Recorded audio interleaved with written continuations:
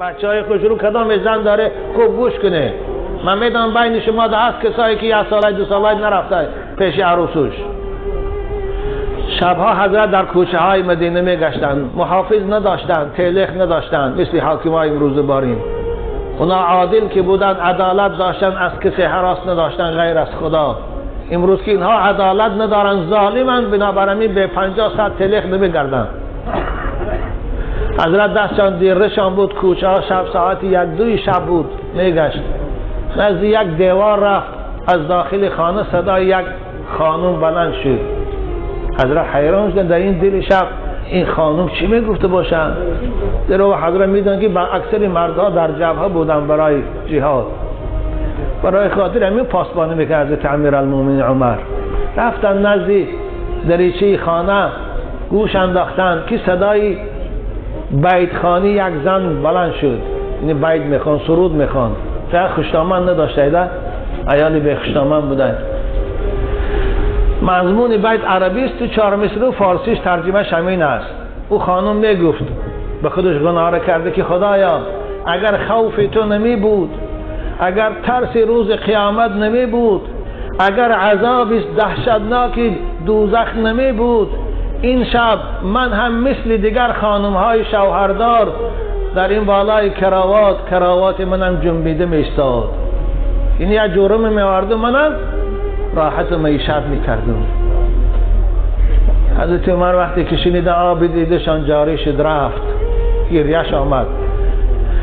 رفتن نماز بامداد با گریه خواندن.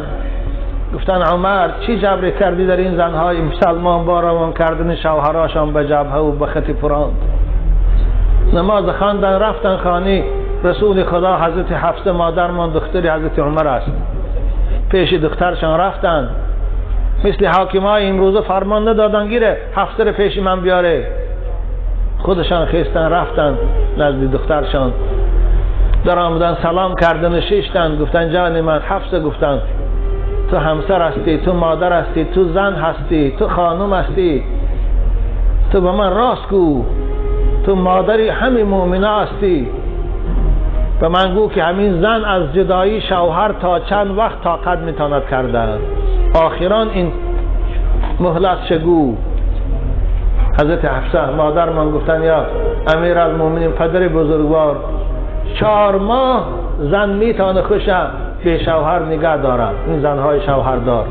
بعد از 4 ماه که گذشت، ماه 5م و 6م بی طاقت میشه، احتمال است این که برای خطا رو خیانت کنه، چرا دیگه خوش کنترل کرده نمیتواند. خلاصه عقلش دیگر نمیتواند که پیش راه شهوت و نفس گیرد، احتمال است خیانت کنه. 4 ماه فهمیده زندارا غمی زنات نکو خوره.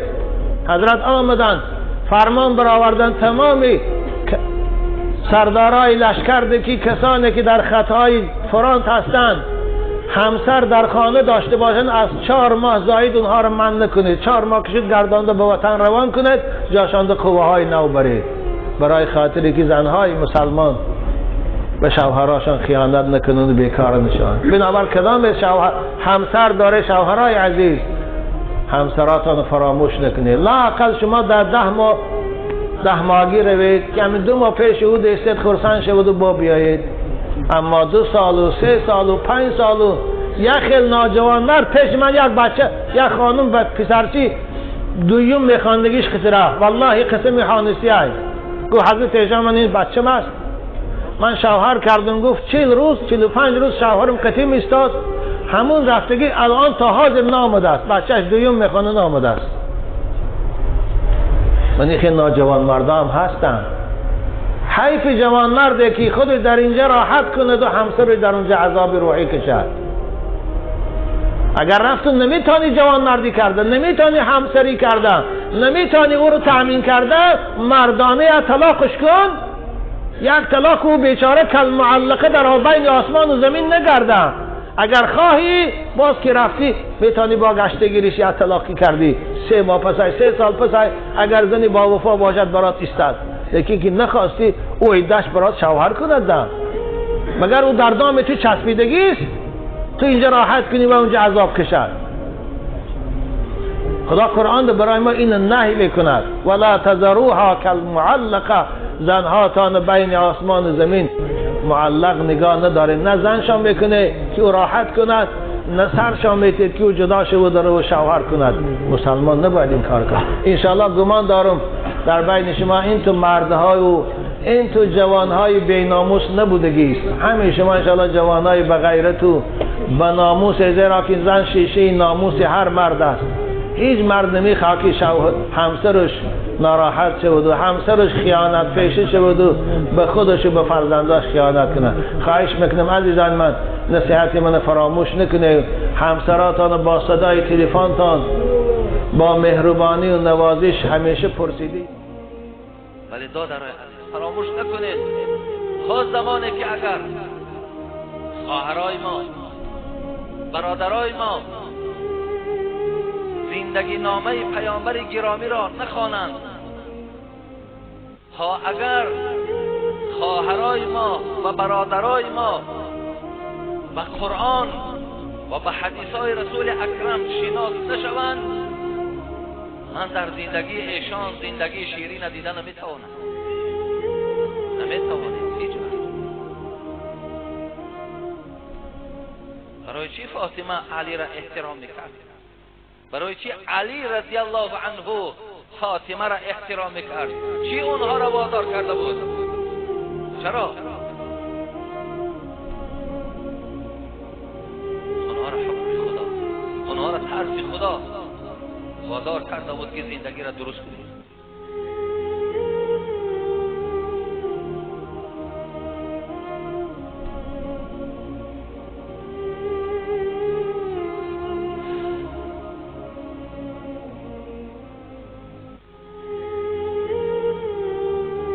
اسماء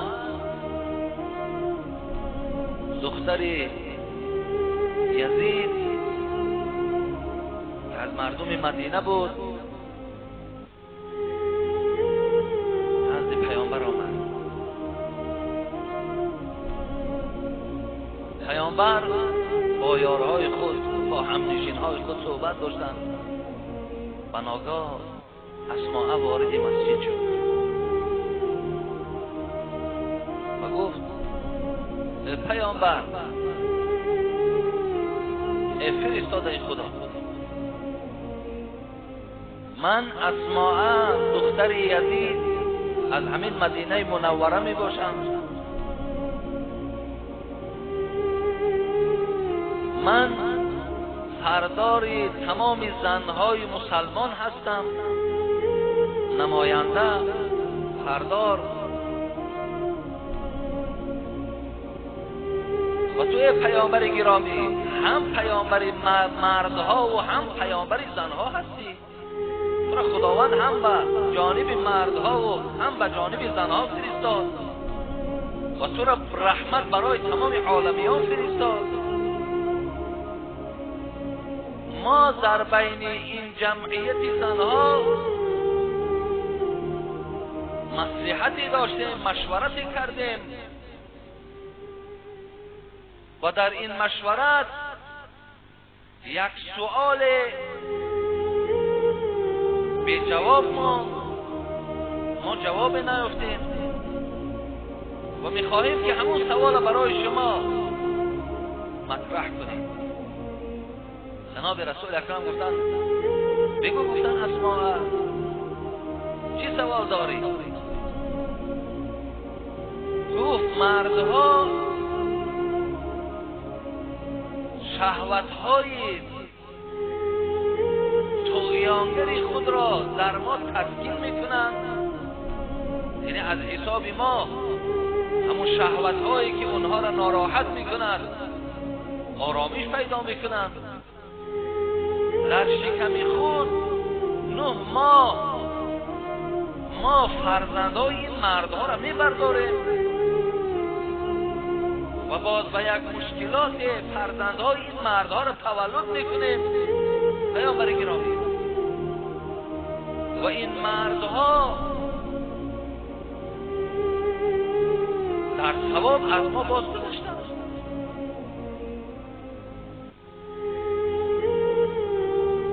دردهای اونها در ما تسکین می‌یابد. فرزندای او را ما می‌برداریم، مشکلات‌های بیشتر در ما احساس می‌شود. چرا اونها در ثواب از ما گذشتند؟ چرا؟ آخر پیامبر گرامی، این مردها جمعه میخوانند، ما در خانه میشینیم. این مردها عید میخوانند، این مردها برای بیمارها را خبرگیری میروند، این مردها جنازه میخوانند، این مردها حج میروند، این مردها عمره میروند. ما باشیم در خانه لباس میشوییم، ما باشیم در خانه لباس میدوزیم، ما باشیم در خانه پاسبانی میکنیم، ما باشیم در خانه فرزندای اینها را تربیه میکنیم. پیامبر گرامی، حکم کن کار کی بیشتر است، کار کی بسیارتر است؟ و اینها از ما بیشتر ثواب میگیرند. پیامبر گرامی بسیار خرسند شد از این سوال اسما، بسیار در یک رغبت آمد و به سوی اصحاب گفت: ای بنده های خدا، تا این روز که من در بین شما هستم، آیا از کدام زن همین گونه سوال را بار شنیدید؟ گفتن نشنیدید. پیامبر به سوی اسماء چی گفتن؟ گفتن اسماء، تو نماینده زنها باشی، رو به تمام زنهای مسلمان بگو که همین مردهایی که نماز جمعه میخوانند ثواب میگیرند، عید میخوانند، جنازه میخوانند ثواب میگیرند، حج میکنند، عمره میکنند، بیمارها را خبرگیری میکنند، بازم این میدان جهاد میروند، ثواب که میگیرند. اگر شما هم اسماء گفت با همراهی همون توده زنها اگر در خدمت شوهر قائم باشید و شوهرها را از خودتان راضی کنید، از مردها دیده بیشتر ثواب شما نائل میشید. برادران، اگر شما شوهرها را راضی کنید و شوهرها از شما خرسند باشند، شما از این ثوابی که مردها در این عبادتها برخوردار میشوند میگیرند، از اینها در شما در پیشگاه پروردگار فیض و برکات زیاد می‌یابید.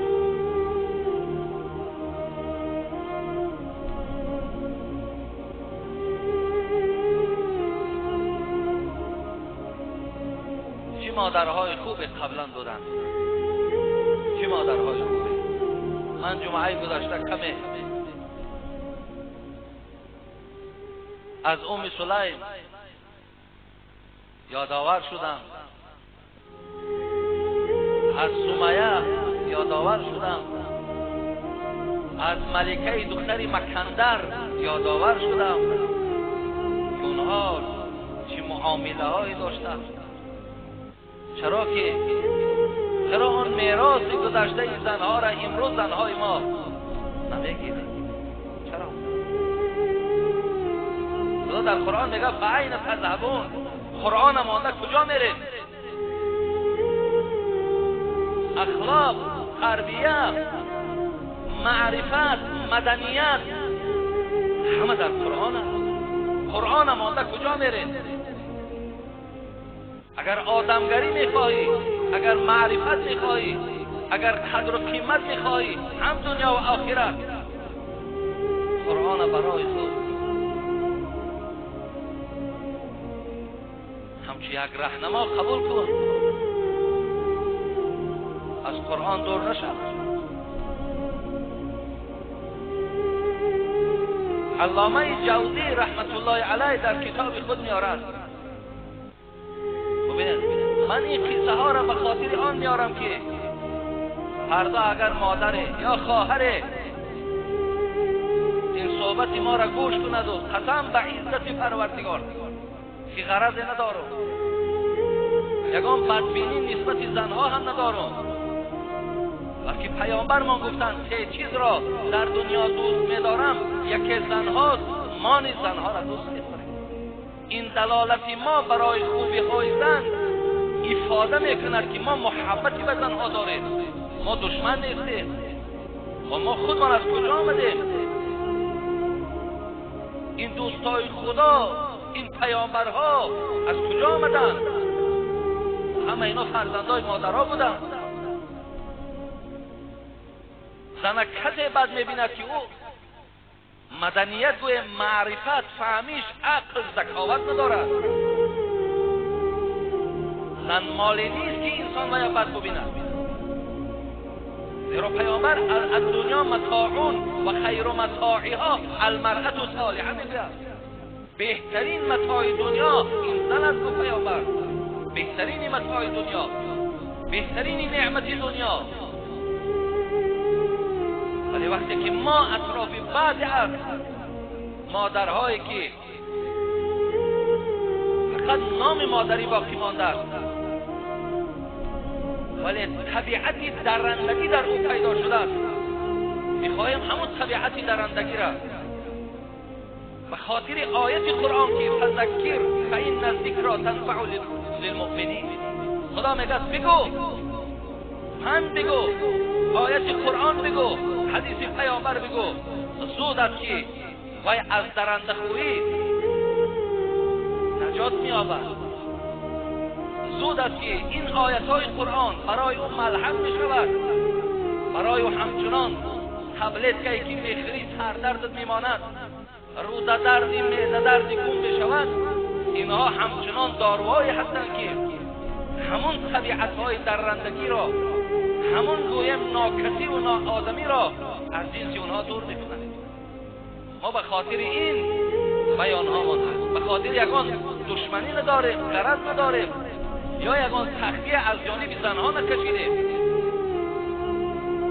ولی امروز درد یک برادر مسلمان، مکتوب یک برادر مسلمان، خانه ویران شدن یک برادر مسلمان، خانه ویران شدن ماست. علامه جوزی رحمت الله علیه در کتاب خود میگفت مرد زن دویم گرفت، زن دویم شو گرفت. شما بینید مادرها را صداقتشان را ببینید، خدا ترسی را ببینید. زن دویم گرفت ولی زن اول را از زن دویم گرفتگی خود آگاه نکرد. چگونه که امروز برادرای عزیز ما هم از حساب که زن دویم میگیرند زنهای اول طلاق میطلبند. مرا طلاق کن، مادام در بالای من زن گرفتی، من بهقدرترین زن بودم که بالای من زن گرفتی. پیامبر میگوید ایما امرأة سألت زوجها الطلاق، هر زنی که اگر از شوهر خود طلاق طلب کند، گوید که مرا طلاق کن، پیامبر گرامی گفتند خبر به تو این است که بوی جنت به مشامت نمیرسد، بوی جنت به مشامت نمیرسد. برای چی طلاق طلب میکنی؟ تو میدانی که طلاق یهتز منه العرش، عرش خدا را در لرزه می‌درارد. طلاق به نفع تو نیست، طلاق به فایده تو نیست، طلاق به فایده پدر و مادر، اولاد اجداد تو نیست.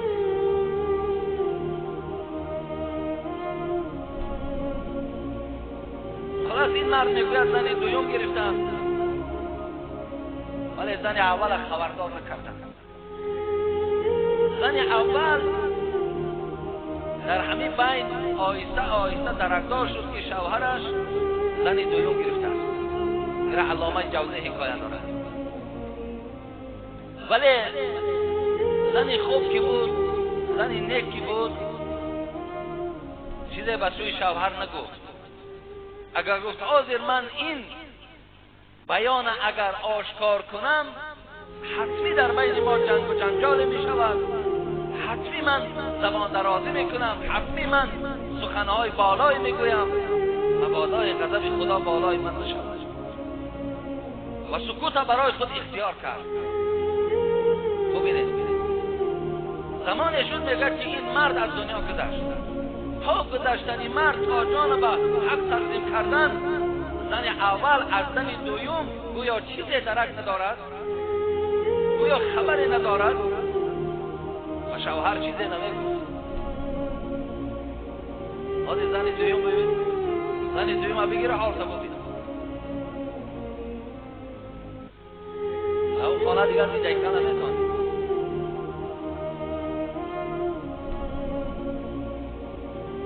برادر عزیز،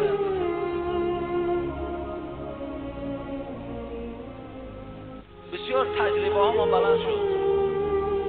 از چی حساب؟ از حساب همین جنگ و جنجال هایی که برادرای عزیزی ما دارن، مکتوب هایی که در پیش من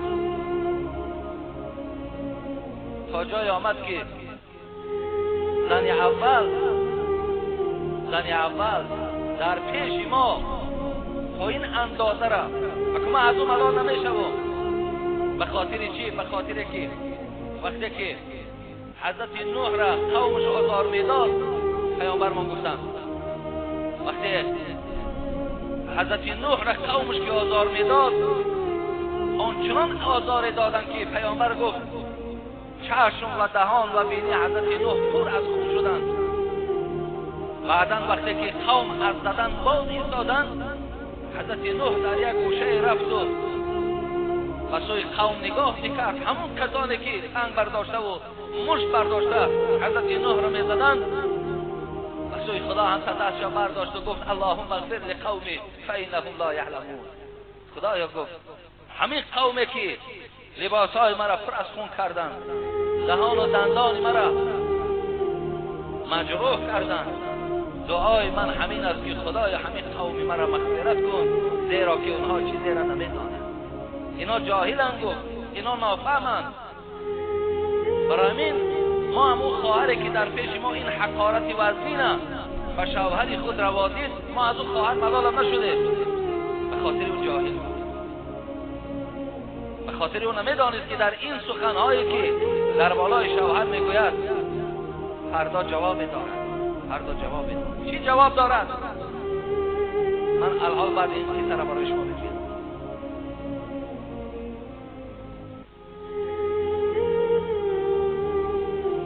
این خواهر گفتن که وقتی شوهرش زن دویم گرفت، ما را کن خبر گرفت و گفت بیاین رویم، برادرای همین زنی من با تو بسیار اخلاصی بلند دارد، شاید که همین پیش راه همین خواهرشون نمیگیرند، شاید همین خواهر شما را بیند و حیای کند و به خلاصه بیاید که در همین زن دویم گرفتگی من رازگی دهد.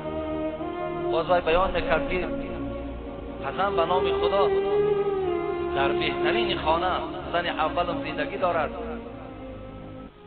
شما از زن من پرسان کنید که از همین مال دنیا چی کم بود دارد، فقط پرسید.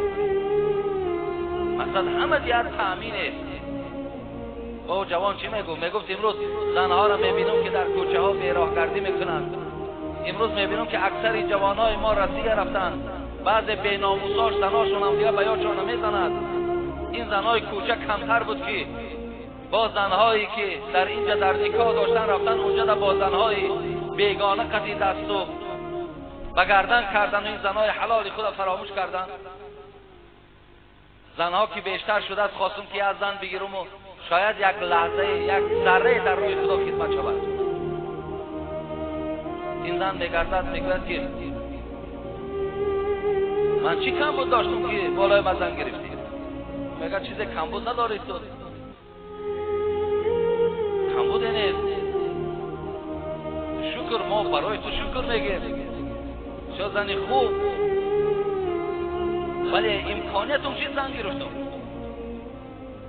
دیگر گفتی اصطلاحای امروزه ارث و بیس نکرده و گفت همون زن دویم در دهن سلام کنه. ببینید معامله را ببینید چگونه امروز بعضی از زنها شوهرها را از دهان حقارت میکنند. به نام خدا این چیزی نیست. شما من میدانم اکثریت شما این چیزا را شاید روبرو هم شیده باشید. دهن شوهر را نام میگیرند، در دهن پدر و مادر سلام کنه میگن. وقتی دهن فرزند خودش را تشنا میکند، فرزندی را که از داخل خودش گویا بیرون شده است، وقتی وای در دهنش تشنا میکند، برای او شوهر و برای او خسر و کشتامن چی است دیگر؟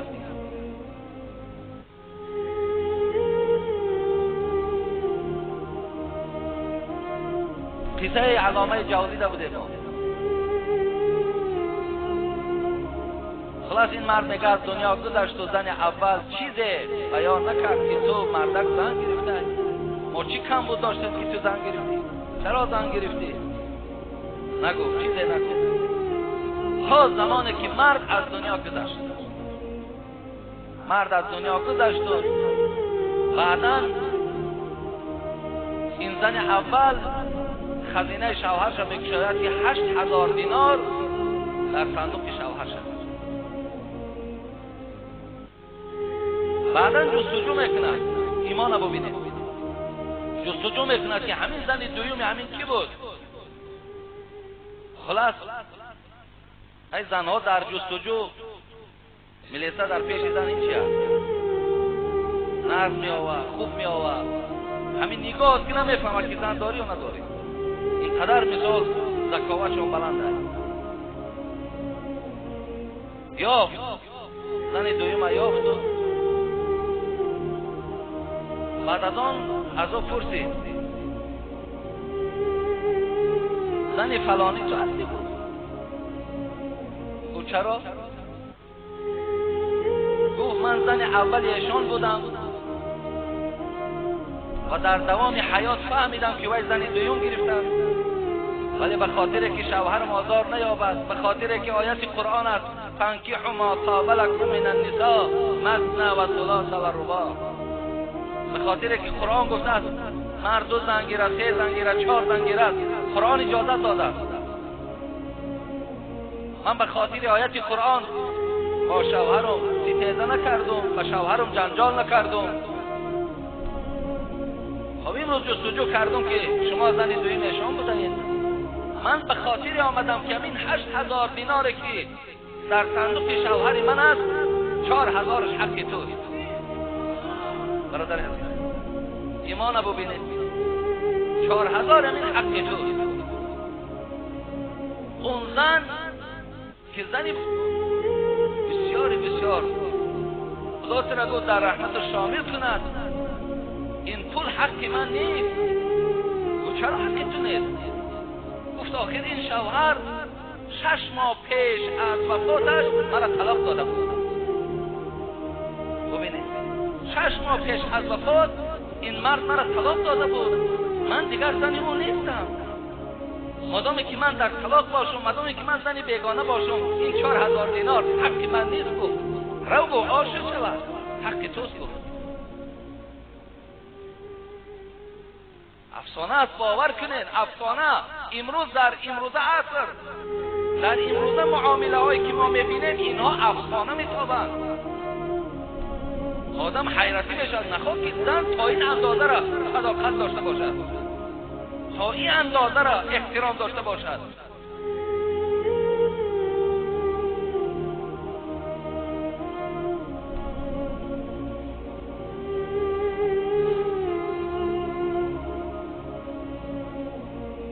نیت من قصه اون عیاس بود که افسوس که این گز یک چیزی است که از یک نشکش میگیری دیگر طرف میره.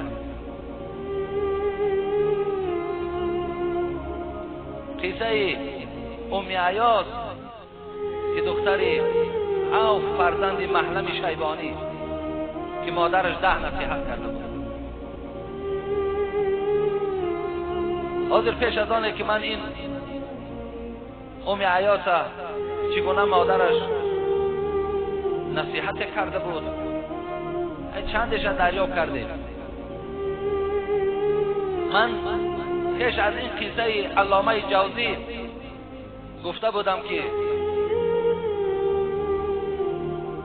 هر زنی که اگر احترام شوهر نمی کند، هر زنی که نسبت شوهر خود توجه خوب نداشته باشد با عذاب روبرو می شود. کدام عذاب؟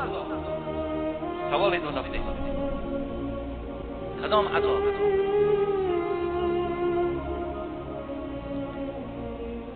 برادرای عزیز و گرامی، خواهر و مادرای مهربان، کودک‌ها از عذاب خدا می‌ترسیدند. زمانهای عصرهای پیش کودک‌ها از خدا می‌ترسیدند. من یک قصه کودکی را برای شما بیان می‌کنم. مالک دینار میگوید روزی به پیش یک کودک گذشتم، خرد بود، تا اندازه خرد بود که فقط زبانش گشاده بود، یعنی گپ میزد و با خواب بازی میکرد.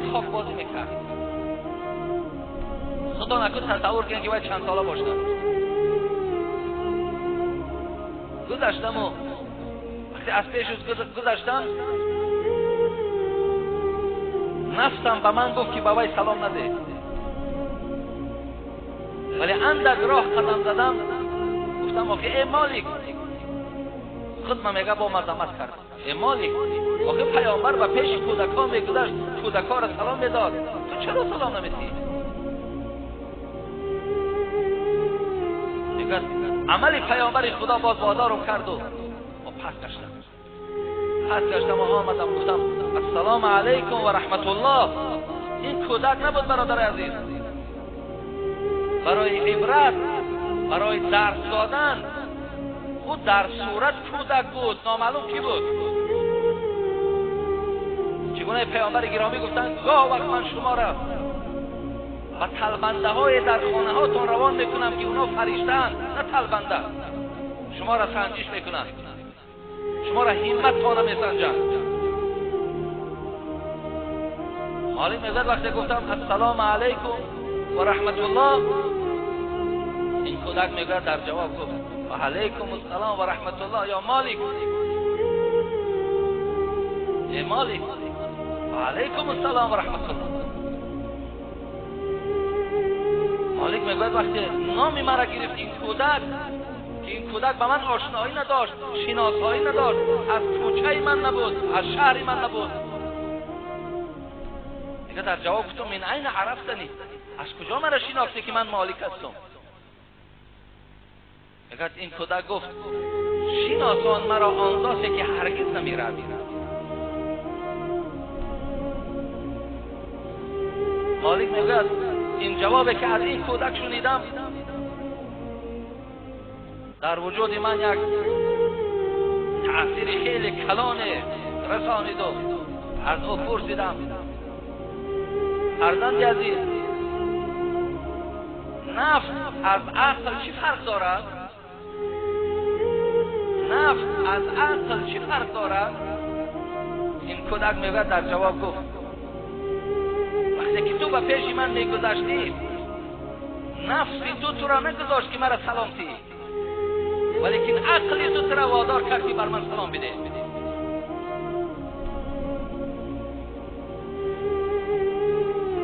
مالک میگوید گفتم چرا با خواب بازی میکنی؟ با این معرفت، با این دانش، با این ذکاوت و تو با خواب بازی داری؟ میگه در جواب گفت منها خلقناکم و فیها نعیدکم، از همین خاک آفریده شدیم، با در همین خاک بشویم.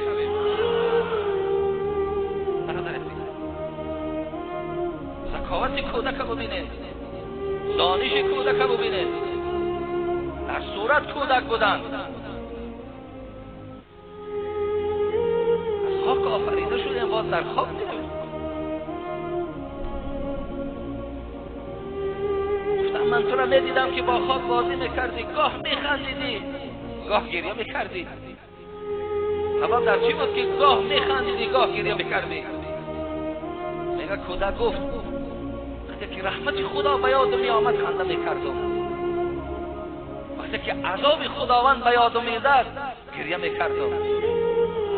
برادر عزیز، کودک میگوید که عذاب خدا به یاد میآمد گریه میکردم. مالک میگوید گفتم آخر تو کودکی، تو به بلاغت نرسیدی و تو از جوانهای اهل جنتی تو در جنت سیر میکنید. آخه جنت خدا در اختیار شما نابالغ‌ها داده است. اگر خدا در همین نابالغی جان تگیرد، چرا از عذاب خدا میترسید؟ گفت مالک قصه محمد را با فرزند ابراهیم 16 ماهش فراموش کردید. برادر عزیز، وقتی ابراهیم فرزند ماریه قبطیه بود، یعنی از بچه پیامبر بود، 16 ماهه بود، وقتی که پیامبرمان اون ابراهیم هم میبرد در درون خاک در لحد میگذاشت و سوی ابراهیم 16 ماهه حساب کنید که 1 ساله و 4 ماهه چی گفت؟ گفت ابراهیم وقتی که اگر منکر و نکیر آمده و تو را پرسن من ربک، خدای تو کیست؟ بگو ربی الله، خدای من الله هست. اگر از تو بپرسن ما دینک، دینت چیست؟ بگو دین اسلام، بگو دین من اسلامه. وقتی از تو پرسن ابراهیم و من نبیک، پیامبرت کیست؟ بگو ابی محمد صلی الله علیه و سلم، بگو پدر من محمد صلی الله علیه و سلم. این کودک میگوید گفتم وقتی که ابراهیمی 1.5 ساله را پرسند باید دیگر چی جای خوف نباشد، چی جای ترس نباشد. برای عزیز، برادرای مهربان، این عبرت، این حکایه، این گفتگوی مالک با این کودک معنای او را دارد که کلان خوردی ما از خدا ترسیم، کلان خوردی ما باید از خدا ترسیم. من چرا قبلا ها میگفتم اگر زن خدا ترس باشد مرد استراحت کرده میگردد، یا اگر مردم خدا ترس باشد زن همیشه در آرامش قرار دارد.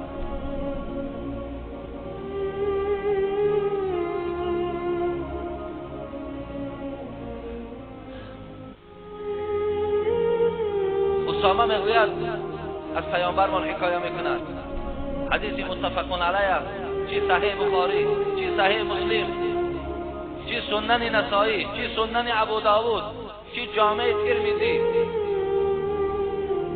چی بیهقی و چی بزار و چی عبدالرازق و دیگر محدثایی که هستند، همه در کتاب‌های خدا آوردند که پیامبر گفتند كنت على باب الجنة فإذا عامة من دخلها المساكن.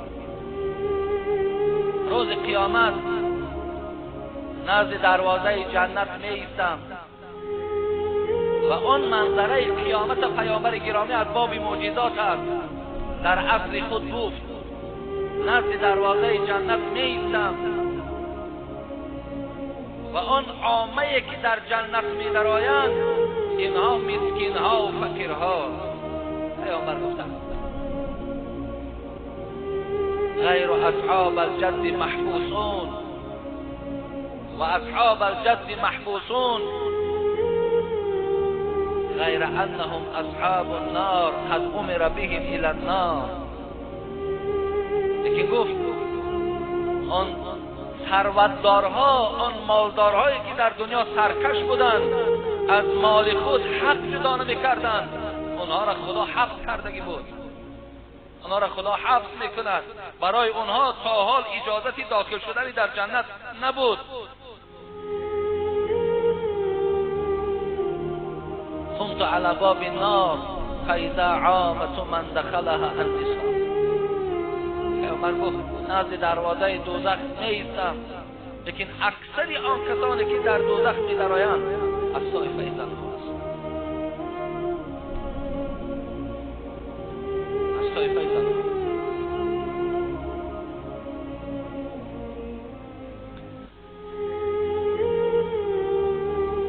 من این 45 دقیقه‌ای که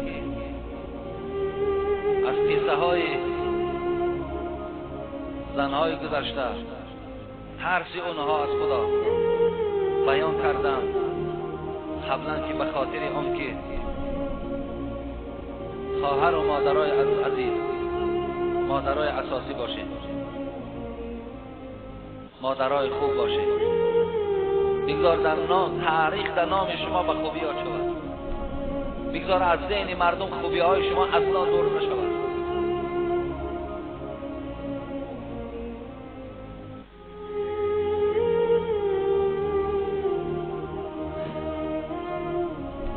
امی عیاض تویش رفته ایستاده بود. قبیله کیندر رئیسش این امی عیاض در نکاح خود در آورده بود. امی عیاض که مادری با فهم و مادری خدا ترس داشت، دخترش امی عیاض فریاد زد، گفت امی عیاض اگه فردا تو را به خانه شوهرت میبرند، خواستم فرزند عزیز، تو بسیار عزیزی، تو بسیار مهربان، تو میوه دل منی، خوشی های تو خوشی های من است، سختی های تو سختی های من است. دختر عزیز فراموش نکن که زناشویی قانون خداست، زناشویی قانون خداست و خداوند زن را برای مرد و مرد را برای زن آفریده. هن لباس لکم و انتم لباس لهن. مرد برای زن است و زن برای مرد است. دختر عزیز اولا در این کار راضی باش. اگر چنده که من تو را جوانم شوهر داده باشم، از مادرت خفه نشو. برادرای عزیز، العجلة من الشیطان، هراسیمگی از شیطان است. الا فی 5 مواضع فانها من سنن رسول الله صلی الله علیه وسلم. هراسیمگی از شیطان است، ولی در 5 حالت اگر انسان ها سراسیمه شوند، سنت از سنت های پیامبر زنده کردند. یکم اطعام الضیف اذا نزل. مهمان آمد، اولین کاری که ما از سنت باید اجرا کنیم این است که دسترخوان درو پرتاییم، درو آنچه از طعام داریم درو حاضر کنیم. و تجهیز المیت اذا مات، وقتی که زنده های ما که مردند، ما باید درو باید برای گور و چوب کردن درو کوشش کنیم. حالی بچهش از رسیه می آید، حالی خواهرش ای خوجن می آید، حالی بچه امکیش ای حصار می آید، اینا رو دور کنیم. آمدن اونا یگان تغییرات در این پیدا نمیکنند مگر خلاف سنت میشود. آیا اصحاب پیامبر خیش تبا نداشتند که پیامبر از دنیا میگذشت تا اندازه مبالغه کردند که بدنش خنک نشده و قبر برید؟ یک شب 2 شب من میکنیم، اون ناراحت میشه از ما و شما.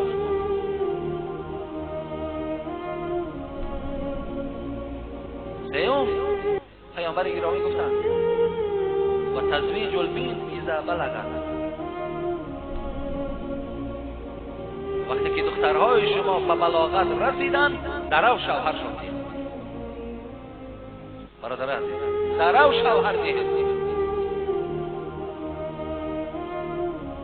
شما میدانید که اگر کمتر تأخیر کنین چه حادثه ها می شود. شما میدانید که وقتی که اگر تا چند که ایستاد با سبب بی آبرویی و سبب مشکلات اون خاندان می شود.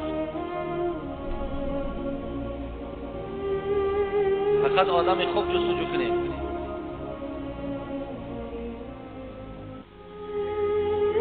برای 4 تنگه یک آدم که مالدار باشه، خانه‌دار باشه، ماشیندار باشه، منصبدار باشد،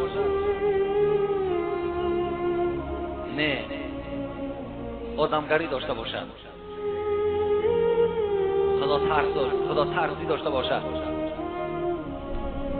شیخ سعدی میگفت رهی راست بایدد نه بالای راست، که کافر هم از روی صورت شماست.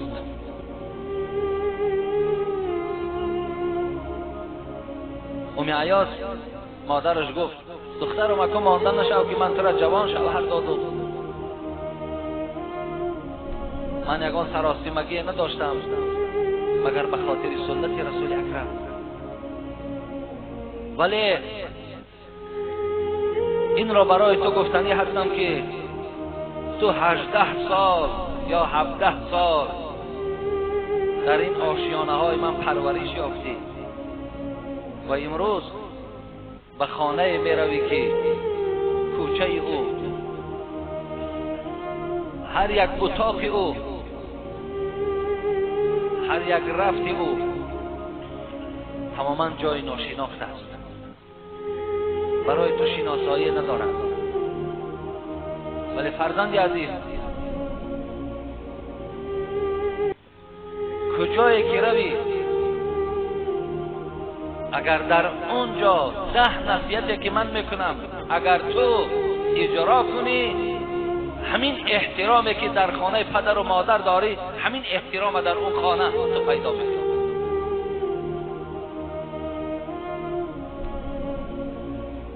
مادر آغاز کرد، یکم گفت فرزند عزیز، قناعت. مادرای عزیز، دخترها را پیش از شوهر دادن شنانید، نصیحت کنید. پیش از 50-100 تا کرتا و پاچه خریدن، پیش از 3 ماه ارتیس از دکس کردن، دخترک تا در پیش شنان.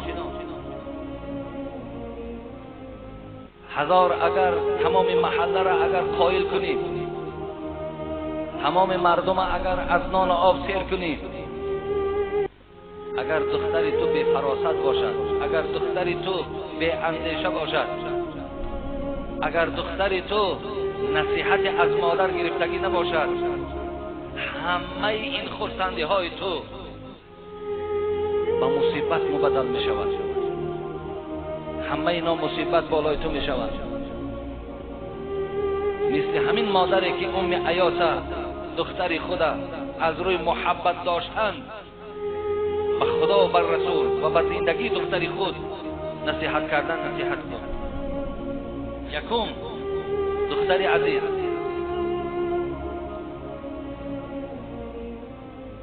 با قناعت باش. هوس‌های بیجا مکن. شاید مادر میگن، شاید هوس‌های بیجای تو، شاید آن طلباتی که تو از شوهر میکنی، شوهر تو در این طلبات تو عاجز آید و این زندگی شیرین تو به تلخی، به کام تلخی کشیده شد. یکم قناعت داشته باشید دختری عزیزم. قناعت چیست؟ پیامبرمان چی گفتن؟ لیس الغنا عن کثرت العرض ولکن الغنا غنی النفس.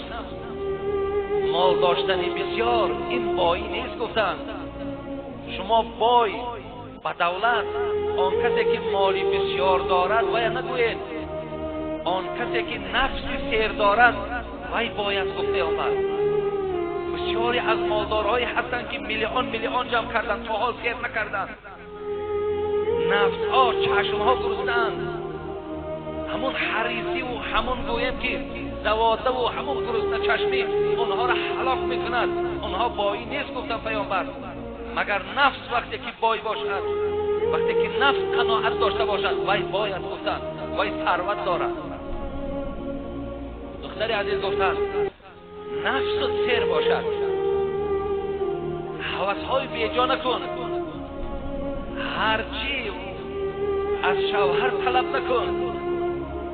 شاید که این شوهر امکانیتش نرسد، شاید دستش نرسد،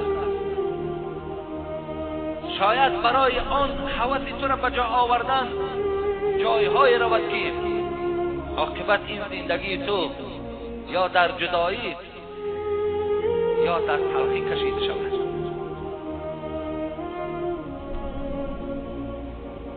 آیا همه را شما در عقلهای خودتان گویم انالیز کنید؟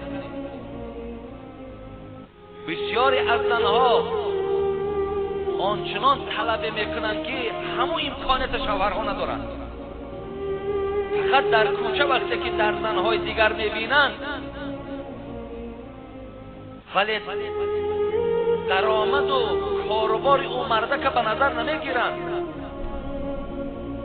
در دنیا خداوند همه را یک کلمه آفریده است. شما با 5 پنجه 5 انگشت نظر کنید، کسی را خدا بای کرده است، کسی را میانه داده است، کسی را گدا کرده است، کسی را چیزی نداده است. و وقتی که خواهرای ما، مادرای ما در دستهای دیگر زنها چله میبینند، گردنبند میبینند، یا در خانه های اونها دسترخوان‌های با دبدبه میبینند، توی‌های با حشمت میبینند، همون از شوهرها طلب میکنند. این مادر گفت دخترم زینهاری به زینهار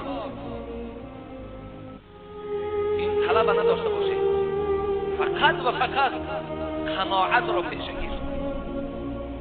زیرا پیامبر در حدیث‌های مبارک میگفت علیکم بالقناعه، و همه شما ای مردها ای زنها قناعت لازم و درکار است.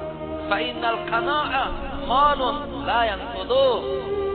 زیرا پیامبر میگه قناعت مالی است که تمام نمیشود. یک مالی هست که تمام نمیشود.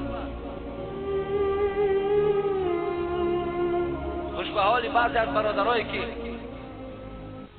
ببینید چیزی که خدا به اونها داده است، خواه کم خواه زیاد، دیگر خدا را شکر، خدا را شکر. خدا همین از بالای من لایق زیر است، من راضی هستم، من شکرانه میکنم. یکم دختری عزیز چی باش؟ قناعت داشته باشید. باور کنید بسیاری از زنها از بی‌قناعتی، از راضی نشدنی دسترخوان خاندان و جنگ‌ها و به روزهای بد میرسند.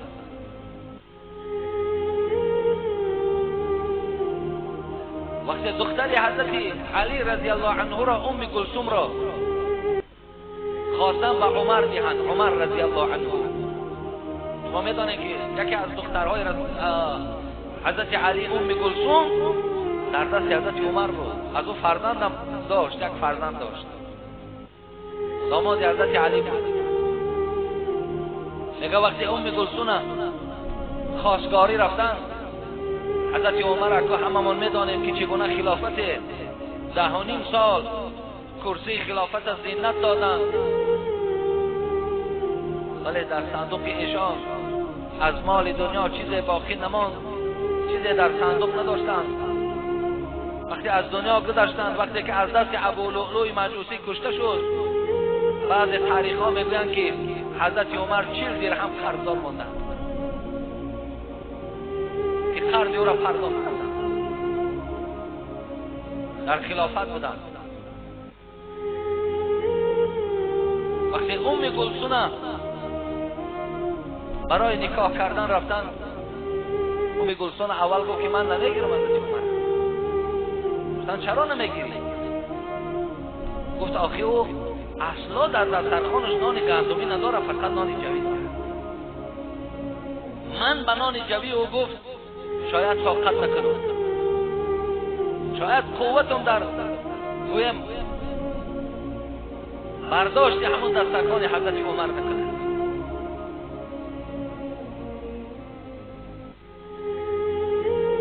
و آخر دعوانا عن الحمد لله رب العالمین. خدای مهربانی عبادت را از ما قبول بگردان. خدایا این ماه مبارک از ما قبول بگردان. خدایا گذشته های ما را رحمت و مغفرت بفرما. خدایا ذات تو داناست که من فقط و فقط آنچه از آیت قرآن، حدیث رسول، قصه های این زنهای پاک دامن بیان کردم، فقط و فقط برای اصلاح خواهرها و مادرها. خدایا مادرها و خواهرای ما را اصلاح بگردان. خدایا در دل خواهر و مادرای ما اولا هیبت خودت، محبت رسول است، محبت قرآن و شریعت را و محبت و احترام شوهر را خدا ایجاد کرد. خدایا برای زنها، برای مادرهای ما چنان توفیق ده که وقتی که جان به خداوند می سپارند، جان به جبار می سپارند، شوهرهای اونها در حالت رضا باشند. ربنا تقبل منا انك انت السميع العليم وتب علينا انك انت التواب الرحیم. آمین یا رب. خدا با جمعه آینده من دوام این قصه را بیان میکنم، ولی روز دوشنبه همگان ما و شما آگاهی داریم که عید رمضان در این کشور ما و شما قدم میگذارد، با نور خودش این جمهوری ما را روشن میکند، با قدوم خودش چندین شخصانی که مسجد ندیده بودند به مسجد می آیند، چندین کسانی که طریق خواندن عید نمیدانستند پیش از آمدن الک طریق خواندن عید یاد میگیرند.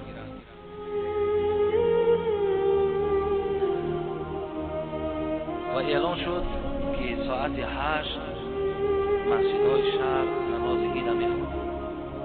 اگر از 7:30 نماینده های حکومت به خاطر تبریکات ما و شما اگر بیایند، از 8 الکی نماز عید خوانده می شود. پیش از آمدن به عید شما میدانید که مسواک زدن در کار و چیزی خورده آمدن در کار، یعنی چیزی میخورین، یکان شیرینی استفاده برین و بعدا به عیدگاه بیایید.